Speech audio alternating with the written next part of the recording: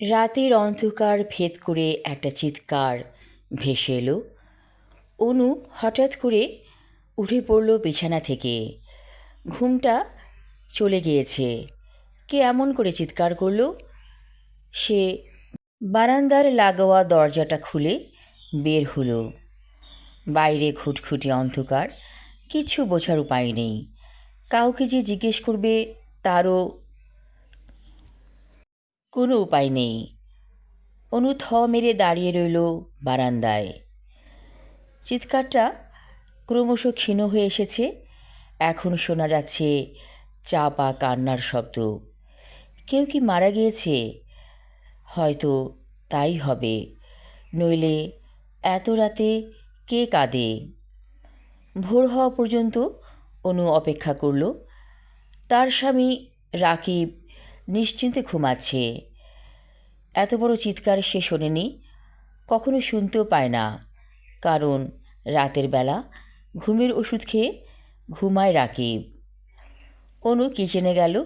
খুব চা খেতে ইচ্ছে করছে, কারণ ঘুম তাড়ানোর উপায় হচ্ছে একমাত্র চা খাওয়া। চুলায় কেতলি বসিয়ে দিল অনু। কেতলিটা অনেক আগের। এই কেতলি ওকে শাশুড়ি উপহার হিসেবে দিয়েছে। বলেছে, এটা আমার কেতলি, তোমাকে দিলাম। কেতলিটা এখনও বেশ ভালো আছে। বিজ বিজ শব্দ করে পানি ফুটছে। অনু চায়ের পাতা দিয়ে দিল। বেশ অনেকক্ষণ চাটাকে জাল করতে হবে, তারপর মেশাবে দুধ আর চিনি। এখন খালি পেটে তো চা খাওয়া যায় না, তাই দুটো টোস্ট বিস্কিট বের করলো অনু কৌটা থেকে। রাকিবের জন্য চা বানাবার দরকার নেই, কারণ রাকিব চা খুব একটা পছন্দ করে না। এই চায়ের নেশা অনুর, এবং এটা হয়েছে শাশুড়ির সাথে থাকার কারণে। ওর শাশুড়ি বছর 2 হলো মারা গিয়েছে, ওর বাসাতেই থাকতো। রাকিবের আরও ভাই বোন আছে, ওদের কারো বাসাতে শাশুড়ি থাকতে চাইতো না। অনুকে খুব পছন্দ করত, এবং এখানেই সে মারা গিয়েছে। মারা যাওয়ার আগে শাশুড়ি তার হাতের দুটো বালা অনুকে দিয়ে বলেছে, এগুলো আমি তোমাকে দিলাম ভালোবেসে, তুমি এগুলো পরে থাকবে। অনু প্রথম প্রথম পরে থাকতো, কিন্তু এত ভারী বালা যে একটু অস্বস্তি হয়, তাই খুলে আলমারিতে রেখে দিয়েছে। আবার বারান্দায় এলো অনু। চা খাচ্ছে এবং বুঝতে চাইছে রাতের বেলা কি হয়েছিল। ওর বাসাটা দোতলা বাড়ি। রাস্তার কাউকে জিজ্ঞেস করলেই কথা শোনে।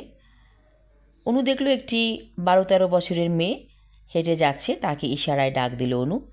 মেয়েটি কাছে আসতেই বলল, কে কেঁদেছিল রাতে বলতে পারো?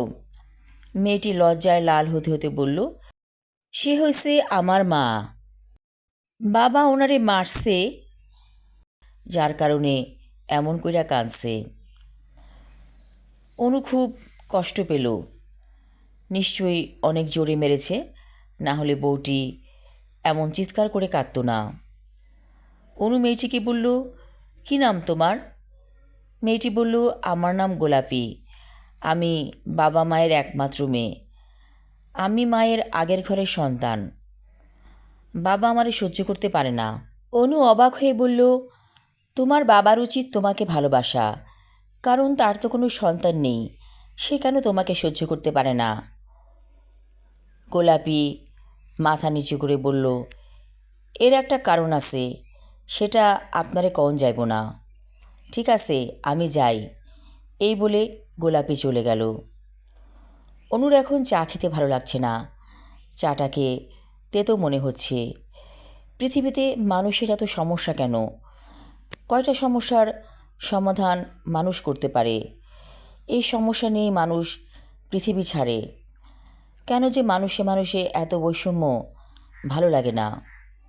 অনু চাটাকে ফেলে দিল ব্যালকনির গ্রিলের পাশে। আমি আমার লেখা ছোট গল্প অনু পর্ব 1 পড়লাম। পরবর্তী অংশ থাকবে আগামী পর্বে। ধন্যবাদ।